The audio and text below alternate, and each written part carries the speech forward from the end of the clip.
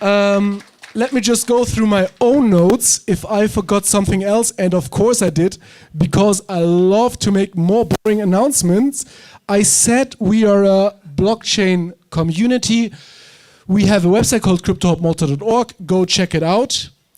I'm going to put this up later. This is a QR code for POAP. The POAP is a proof of attendance. It is a cryptographic proof that we are going to use to distribute the voting rights in our community in the future. Meaning, if you have this, you will have a vote and can decide what we are going to do next. Also, you are going to have a prime preferential treatment if you have them and collect them. So, for example, a couple of weeks ago, we did a boat trip. It was a boat trip on a speedboat that was sponsored by somebody. And then we said, those who have the most POAPs, they will get access to this boat first. And guess what? It was a POAP boat trip on a 900 horsepower speedboat. That was really fun. So try to collect those POAPs. We are going to show them every week, and they're completely free to claim. There's no gas. You just need to put your wallet or your email address, and then you have it. And it's a proof that you've been here, and that should be rewarded with ownership. We have a live stream. Okay, we are going to a little loop here. The live stream goes out to our partner community in Bucharest, Crypto Hub Bucharest. Hello to you. We are going to have an eye on the comments that you have today in case that you have some questions, and we are going to read them up so you can be part of the Q&A and interactively involved, as well as to the community of SunContract, who's also streaming this on their platforms because they are based in Slovenia. They have most of the activities there. They are also in Malta, and they are expanding to Croatia and Estonia. I got this right? So in case somebody is watching from Estonia or from Croatia or hopefully from Slovenia, shout out to you as well, and please post your questions and we are going to integrate them into the Q&A. I didn't arrange this so well. We are obviously also on Instagram, we are on Facebook, and if you want to do something nice, go and give us a shout out on Facebook. Today, only 26 people, they had the time to do one click. It costs nothing, it's always for free, and this support would be really valuable for us so other people, they can discover this as well. Okay, I've been doing a thorough introduction here now, and I am going to pass the microphone to Iman, who is the strategic director of SunContract, and he is going to tell us a little bit of what they do, but SunContract is a very special project, highly regulated in Slovenia. That means what they do is legal. It is actually legal, and more importantly, they are not just one project that launched a token out of thin air. This is actually something that is based on real solar systems that are existing, that are physically, that work, that produce electricity, and that are super important. I hope we all understand what the next iteration of this is about, because they have been launching some NFTs. We are going to listen to that now. Everyone, welcome to SunContract and Iman. Can I see it here? Okay, thank you. Hello everyone, and thank you for being here instead of Dubai or Valletta. So I appreciate it a lot. Okay. So my name is Iman. I'm strategic director of the group and the CEO of SunContract Malta, who is holding the crypto license. So today I'm gonna present for you present to you the SunContract ecosystem.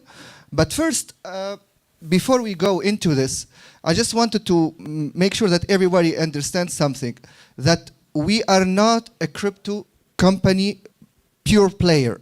We are, let's say it, we are electricity company, but we are like, think about us like a Jedi of electricity company, and the crypto is our lightsaber. It's just a tool for us. It's just our arm. That's what SunContract is. So first of all, let's talk about a little bit about the traditional model of electricity, which's been like the same thing for hundreds of years, yeah. Which is like one electricity company They buy energy from producer, could be nuclear power plant, could be solar panel farms, could be wind turbine, any kind of producer. So this electricity company buys the production, for example, for 100 euro per megawatt hour, and then they put a margin and they sell it back to you, to the end customer, at 150, for example. So they buy low and they sell high, which is normal. It's just their business model since the dawn of life. So this is traditional model. We at SunContract, we saw that, okay, this traditional model is okay for the past 100 years, but still there is an opportunity here. And like they say, like the nature abhors a void. So we saw this opportunity to take all the bad things that the traditional model has and use the blockchain and turn it into our favor. With that being said, so we want a renewable energy sector that is decentralized, democratized, and digitalized, with access to everyone. That's how we created SunContract. So SunContract is an electricity company, but we don't buy and sell energy. We just created a platform on the blockchain where producers of only renewable energy sell directly to the end customer. And we do the settlement. Think about us like you are ordering food from Walt, for example. And you order from this restaurant, and you are paying the app, obviously, but the app is paying the restaurant, and the app is delivering for you the food. It's just exactly the same thing, because we are electricity company. We are delivering for you the electricity, but at the price you agreed with the producer. We don't care about the price you are deciding, whether you decide 1,000 euro or €0. We don't care. Whatever price is decided, we just do the settlement, and that's it. That's how, so the model now started from this one. You see here, it's like centralized around this utility company, to this one. Where? To this one. So everybody can be a producer and everybody can be a consumer. With that being said, you can ask me, okay, what's the role of the blockchain here? So the producer doesn't know the consumer, and he does not need to. He just needs to trust the smart contract, because as soon as the consumer touches the button to turn on the light, his metering point, like everybody has a metering point, his metering point is talking to the blockchain, and the blockchain is paying that producer who agreed with him in each hour. So what does this mean? It means that every producer is getting paid each hour instead of monthly or quarterly from the utility company, and the consumer is buying electricity at a lower price. And also the producer is selling at a higher price, because that margin in the middle got deleted. We killed the middleman. Now it's just direct peer-to-peer between them. So you can ask me now, okay, but how do I know how much I'm going to consume? Which is a legitimate question here.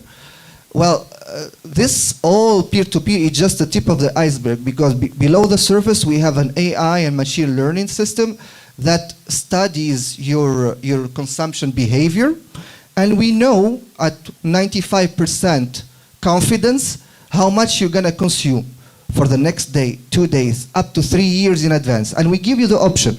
And here, for example, the consumer's order, and here the producer order.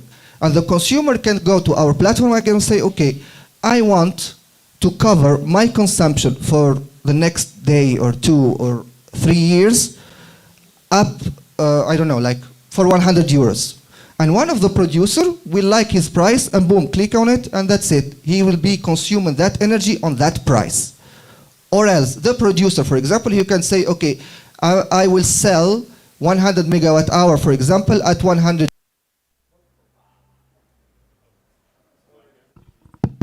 This was just a test. Yeah, so the producer also can say, okay, I'm gonna sell 100 megawatt hour of electricity at 100 euro, and the consumer, if he likes the price, he can click on it, and boom, he can consume at that specific price.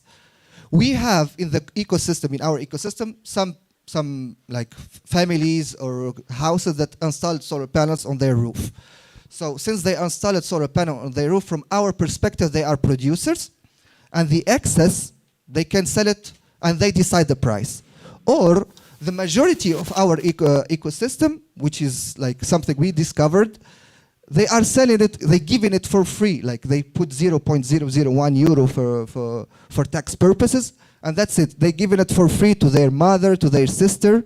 And the point is, with SunContract, you literally own your energy and you master your energy. And even if you are a consumer and you don't have solar panels on your roof and you live in an apartment, for example, we still have a solution for these guys. And this solution comes from tokenization of real-world asset. I'm not going to go over this benefits of tokenization, like fractionalization, like 24/7 market. We all are crypto nerds and we know this.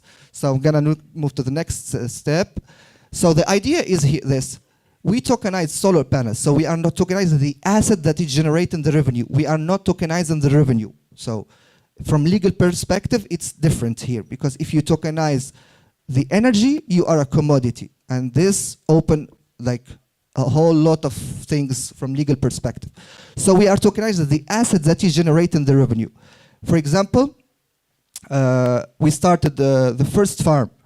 The first farm here in Slovenia, in Višnja, back it was in March 2024. But it's all sold out, by the way. And the idea is this: one solar panel equal one NFT. And the holder of the NFT, if he lives in a country where we have electricity license, for now, Slovenia, we just got the license in Croatia and Estonia, and more to come, like maybe Austria next, we will see. But anyway, if the holder of the NFT lives in countries where we are provider of electricity, he can consume the energy in his house. And that's what we want to bring to our community, that they can own solar panels without actually need to install anything. They just hold these NFTs. So let's say you live in an apartment, for example. You live in an apartment in Slovenia. You cannot install physical solar panels on your roof because you don't have a roof, right? So you just buy those NFTs and boom, whatever is produced by the underlying solar panel, you can consume it in your house. If you consume less than you produce, that excess production, you can sell it in our peer-to-peer energy trading platform, and the revenue is put in your wallet. But these NFTs can be bought from anywhere in the world. But we are only present in 3 countries. So whoever holds the NFT, like let's say, I don't know, like in Dubai, for example, or in Malta, if he holds the NFT, that energy, he can sell it, because if he holds the NFT from our perspective in our platform, he is a producer of renewable energy. So he can sell his energy in our peer-to-peer, he can choose the price, or he can tell us, okay, just sell it for me. And the revenue is put in his wallet, as simple as that. So NFT holders can either earn or consume the energy in their houses. So this is the NFT Marketplace. Here it's different collection. Each collection is representing a solar farm, specific solar farm that is already installed, not future built. You can see that all of them are sold out except one, I think. Now it's also sold out already. Okay, too bad. So each NFT we will show the expected production, like the expected yearly production, the power, and when you hold the NFT, you can see your production history and your production forecast, and also your revenue in your wallet here. In your wallet, you can track all the production, the consumption, because it's like a common wallet for our peer-to-peer user and NFT users. As I said, NFT holders are for us as producers, so they are part of our platform. So here they can say, they can see everything. It's like a dashboard for them. Okay, so our achievement, like we did a lot since 2018 already. What's the biggest milestone for me is like 2022 when we reached 10,000 user. Why is it big for me, like personally? Because it was a big journey in a sense that not only from regulator perspective, they give us hell, but also even from our users. Our users, like they were like, no, this is too good to be true. There must be a scam somewhere. But as I said, we are regulated electricity company, but we are also regulated crypto company, because for producer and consumers, we are wallet providers. We provide wallet for them so that they can trade electricity, but also for the NFT holders. And also, when I say we are electricity company, most of our users, they don't even understand crypto. They don't care. They just want to trade, to give their electricity to his mama or to his sister, whatever. So for him, he doesn't need to see this blockchain part. He just pay with credit card, with euro, and that euro is we exchange for them into SNC token to satisfy the smart contract, and the producer can off-ramp in euro. So yeah, our roadmap is a continuation of our progress so far. In Q3, we will start tokenizing third parties solar farm, because up until now we were tokenizing our own solar farms, which is a strategic decision because it is the first in the world, and we wanted to give like a precedent to the world that we are not scammers, that it is working. And so after we talk, now we are our seventh farm already, seventh collection. So we will start now tokenizing third parties farm, of course in countries where we are present. And yeah, MiCA compliance, we just got the license in December, and now we are working into our conversion. We will expand to other European countries, and also we are expanding the peer-to-peer in other European countries. And this will allow us to provide our user with another service. We call it cross-border peer-to-peer. We just got the license in Croatia, if you remember. And you can ask me why Croatia? Why we went first to Croatia? Why not, for example, Austria? Both are neighbors of Slovenia. So there are roughly 50,000 Slovenians. They own summer houses in Croatia because Croatia is sunny and all of this. So they can install solar panels in their roof in Croatia, but they consume in real time their production in Slovenia. That's what we call cross-border peer-to-peer. And this will be allowed next year maybe, Q4. Yeah, that's about it. And thank you very much, guys. Thank you for coming. And yeah, shoot me if you have any questions.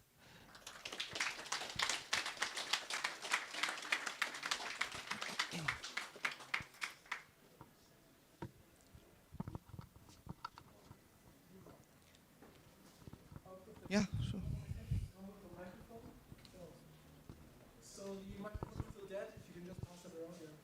I'm just curious, are you a part of the critical infrastructure in your country already? Yes, as in the EU, yes. You're a provider? Okay, it means you are certified in the European Union NIS 2 and ISO 27001, I guess. Because as a part of critical infrastructure in the European Union, you have to deliver your service 24/7 in this case. You have with payments to do, you have with electricity to do. It was my question, if you are part of. Thank you. So yeah, what does it mean to be electricity provider in Europe, at least in Europe? You need to be what we call a balanced responsible party. Because if you are providing electricity with two people, they need to have electricity 24/7 first. And also, you need to be balancing your producers and your consumers to be balanced at each 15 minutes. And if you break this balance, you pay. You risk that creating congestion to the grid and blackout, like what happened now in Spain and Portugal, and you pay a lot of fines. So yes, we are balanced responsible party, and we need to be balanced each 15 minutes. Yeah. The spare microphone is working now, so. Okay. Hello, first of all, thank you for the talk. I found it really interesting, and it seems like you are disrupting the space, which is what crypto is about, so amazing for that. Thank I have you. two questions. One has to do with the sustainability of the fixed rate that you do with the customers, right? People can quote a price that they want to pay their electricity for, and then a supplier will take the price if they want to, right? Yeah. My first question is, how do you guarantee that rate will be sustainable, if it's especially a long-term rate? And the second question has to do with the tokenomics for suppliers.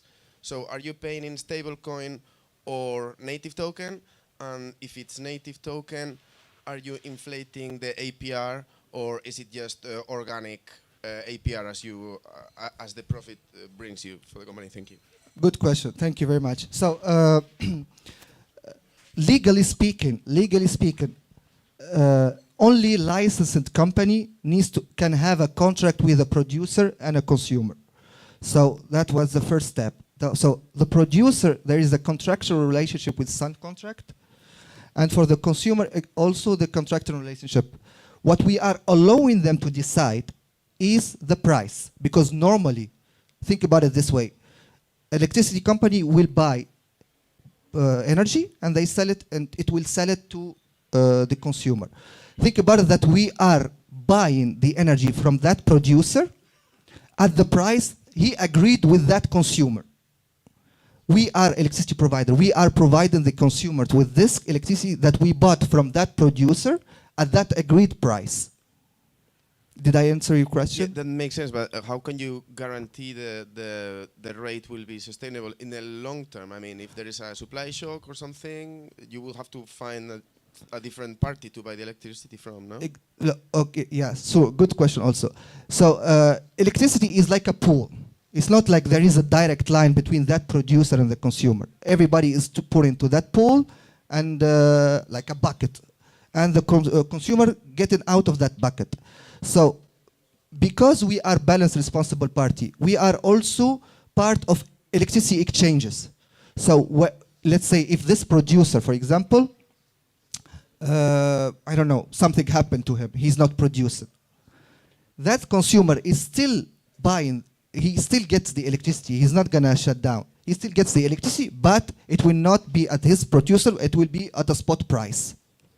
That's it. So think about it this way. We are allowing them the option to decide the price if the nature allows it. We cannot fight the nature, but still we need to provide them with the electricity. So either he provide for example, I give you another example. If this consumer, for example, he says, okay, I want to cover 80% of my consumption at 100 euro. So he will pay for that 80% at 100 euro, and the 20% remaining he will be paying at the spot price. Okay. The second question, sorry, had to do with the tokenomics of the token. So you're paying in your native token to the NFT owners. Is the yield that they're getting, is it inflated like in some DeFi protocols, or they are just getting the real yield that is coming from the... So you are talking now about the NFT holders, right? Not yes. about the peer-to-peer. Yes. Yeah. So the NFT is linked to one solar panel.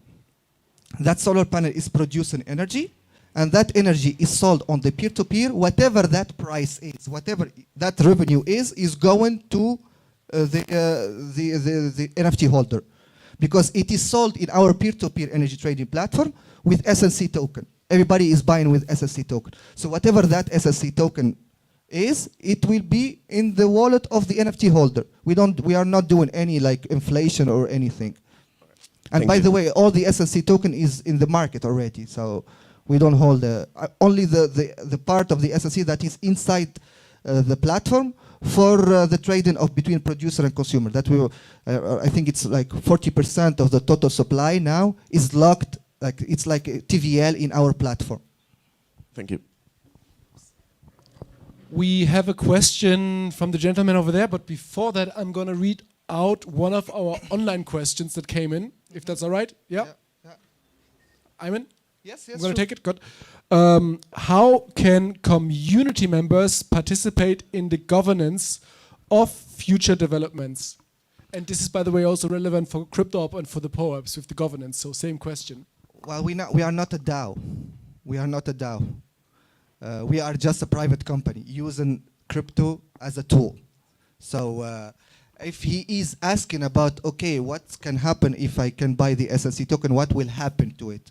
This I can answer, because our SNC token is unlike any other token or crypto in the out there, at least the majority of them. It is linked by to a real economy. So it's simple. If we open another country, there will be more people buy the SNC token to pay for the electricity. So the SNC token will be appreciated because of its demand. If we tokenize more farms, there will be more people buying SNC token to buy the NFTs, so that the SNC token is appreciated. So that's the only, I mean, that's how our SNC token is appreciated over time. It's just driven by real economy.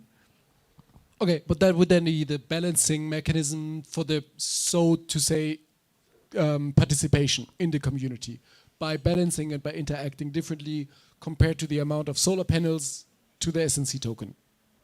No, we don't have this. It's not, as I said, we are not a pure crypto player. We are just using it as a tool for electricity services. Anyway, next question here, then there, then there, then there. Oops. Thank you. Well, first of all, good afternoon, and thank you for your presentation. I am interested in the MiCA compliance part of the project, and especially, why did you come to use an NFT token instead of a security token or utility token? Well, because if it's a security token, it's a big headache. So that's why we are not using the security token. And also, from legal perspective, also, the solar panel owner can only sell energy to the electricity provider. So legally, it's not structured as he owned the asset, but he has a claim over the fruit of that asset. And this is not a security per se. Okay, so this basically gives you more freedom of movement in your environment that you created. But but this is not MiCA, by the way. This is just a security. It's like MiFID regulation. This one. All right, but won't it give you MiCA compliance problems maybe in the future? Did you think about them? MiCA, look, if we are to expand to other European countries, we are regulated under two hats, as I said. Energy regulation and crypto regulation. Why? Because MiCA said if you are a wallet provider or doing any kind of exchange, you need a license. We are doing exchange from SNC token to euro because our customers do not care about crypto. And also we are wallet providers for our producers and consumers. So from that point, we need a crypto license. So we are expanded to other European countries. We need one license of electricity in each country. That's unfortunately it's the electricity regulation in Europe. You need the license in each country, but one license in Europe, MiCA, to serve all of European country. So that's why we needed this MiCA.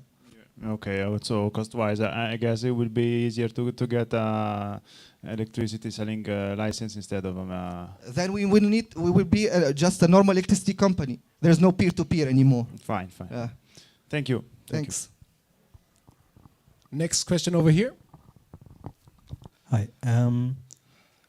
How does SunContract make money, like besides tokenizing the farms? And yeah, how do you fund the new farms and decide where to put them? Actually, good question. You can tell me, okay, but you remove the margin between producer and consumer. So how the hell are you surviving? So for consumers, like everybody consumer, like retail consumers, we are taking €2 per electricity bill. It's nothing. And from the producers or big how often do you bill? Huh? How often do you bill? Each month. Okay. Each month, not each day. So and from producers, we are getting €2 per 1 megawatt hour sold in our platform. And from big consumers like businesses, big businesses, we are taking €2 per megawatt hour bought from our platform. That's how we are making. And from the NFT side, we are taking 20%. This 20% goes to the insurance, to the landowner, like to all the stakeholders that makes that NFT product viable. So we take 20%, part of it our revenue, but a lot of it is our costs to make this happen. Okay, so after a farm is completely tokenized and all the ownership went to NFT holders, you don't get anything of the revenue that's actually... No, we are taking 20% of that revenue. Ah, okay. But if we were because so far we are tokenizing our own farms. Yeah. But if we will tokenize third-party farms, that's also, we will also take revenue from the primary market sales. Okay, thank you.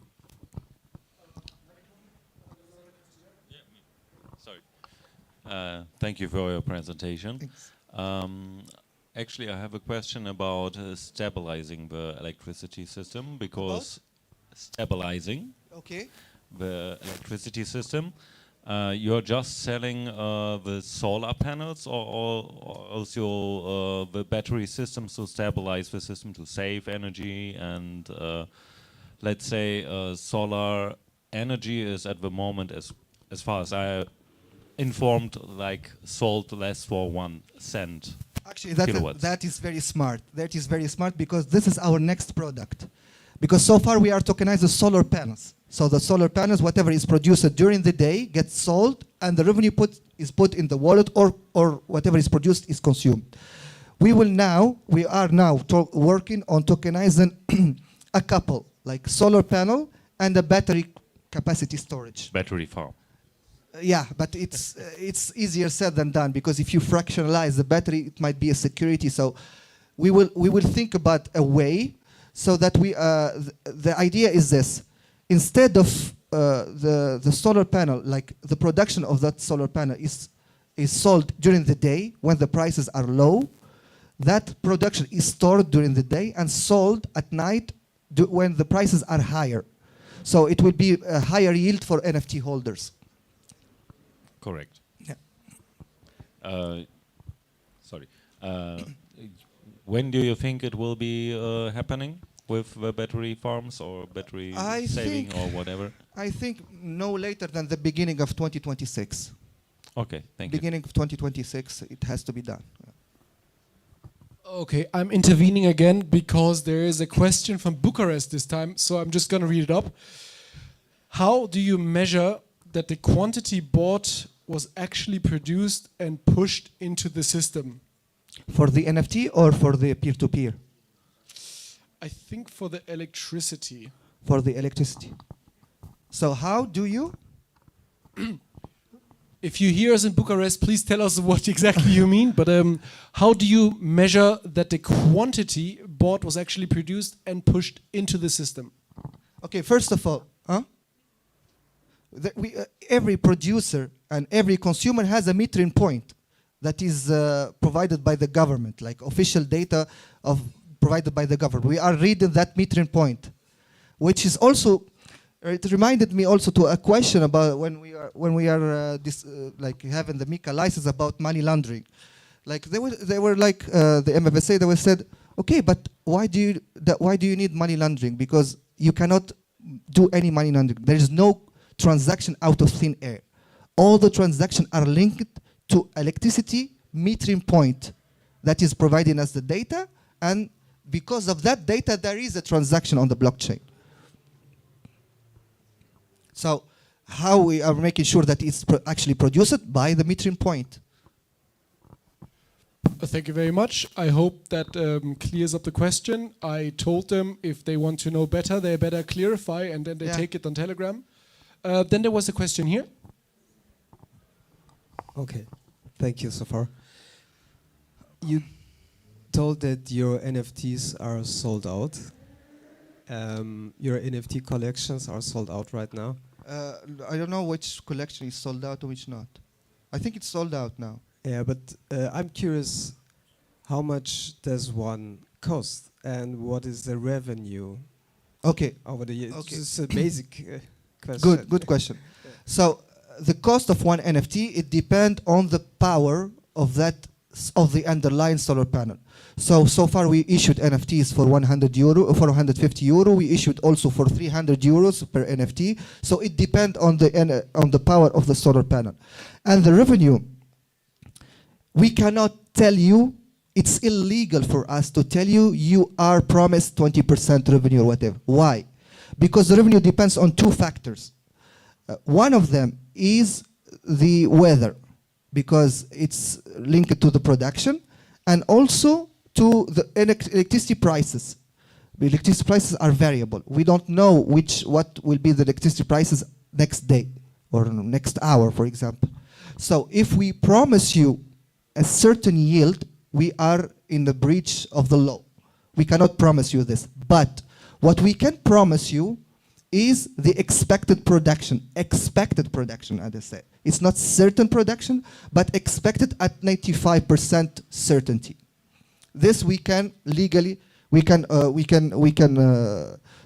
promise you, but this is here. Where is it? Oh, it's not working. You see here? That's why here we are talking about production. Production history and production forecast. And it's up to the NFT holder to do his own homework about what he expects the prices to be, and then he can calculate his own yield. But we, of course, we are giving him the statistics of his realized revenue. But just so I can forget the question, can you give me some basic figure? If I buy an NFT for, let's say, 150 euros, just an experience value. Then you're gonna hold it against me? No, you're sold out anyway right now. But yeah, but you can buy them on the secondary market. It's not like yeah. So some experiences. How just to get an idea about the return on investment.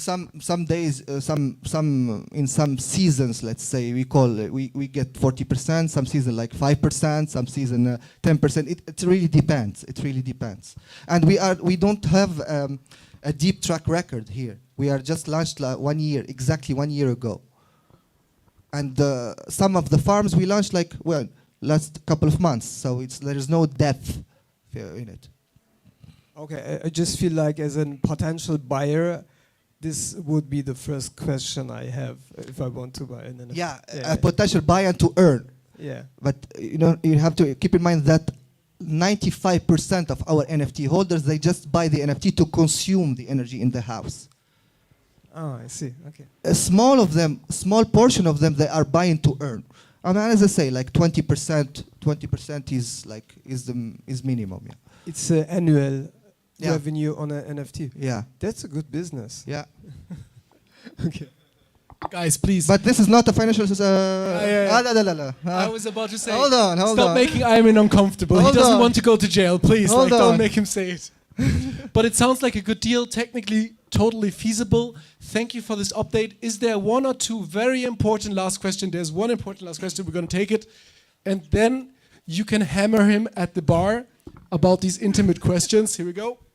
So really great initiative, very interesting. Something that is quite interesting is whether the markets across Europe would be harmonized under one price, or whether there'll be like different spot prices per country. It's different. It's different per country. Yeah, they cannot. Some countries they did some subsidies to it, especially during the corona pandemic. So it's not a harmonized price by no means. So would a party be able to arbitrage within one market to another, or is that not possible? Theoretically, you can buy energy from producer here, and they cannot, because if you buy the energy, you have to consume it. You cannot sell it back. So there's no way you can do this. It's not an exchange of electricity here. It's just a peer-to-peer marketplace between a production point and the consumption point. That's it for the Q&A for now. Thank you very much, Iman. Thank you, guys. Before you run away, I have one question for you, and that is in our own regard, because we are planning a trip to Katowice in Poland. In Katowice, there is someone who's very enthusiastic about blockchain technology, and that person invited us to come from Malta to go to Katowice. But you know what's even closer than Katowice in Poland? Slovenia. So maybe we're going to do a Crypto Hub Slovenia, if that is possible, with the local... Yes, guys, yes, come. Okay, there we have it on camera. You are all invited to see our see our offices also, because it's weird. I know it's weird for a lot of people to see, oh, electricity and blockchain, it's a scam. Okay. Trust me, it's not a scam. We go to verify, because it's good to trust, but better to verify. And with that, I've been shamelessly abusing to advertise our trip, because this is not a joke. We are going to do it. We are right now 4 people that are signed up to go to Katowice on May 29th. That's a Thursday after the meetup here on Wednesday. And we're going to stay for 2 nights. This partner there is helping us with the logistics, so transportation is taken care of. Everyone who wants to come, they have to buy their own plane ticket. And then we have a hotel where we're going to stay, a nice hotel that is reduced 50% by the partners there in Poland. So come hit me up or post something in the Telegram group if you want to come. Last thing I want to say, we don't have it here on the poster, but of course we are eternally grateful, and this would never be possible without our strong supporters, and that is WH Partners. If you have some legal questions, I think you also spoke to them a little bit about some legalities, and you are safe now. We also met in Paris like a couple of weeks ago. They're everywhere. WH Partners, if you're looking for some crypto lawyers, they can help you with that. We have Simply Staking, their Maltese blockchain infrastructure company. This is maybe more for you if you're looking for a safe staking opportunity or a little bit more tech savvy and want to build something with their stack. And last but not least, there's the Bit Research. They are doing blockchain research, and obviously they are all in Dubai today. So, thank you for that. Next week, we are going to talk about spirituality and blockchain. It's called Spirit, Crypto, and AI. And this is not a joke, this is very serious. See you then, and see you at the bar. Namaste. Thanks.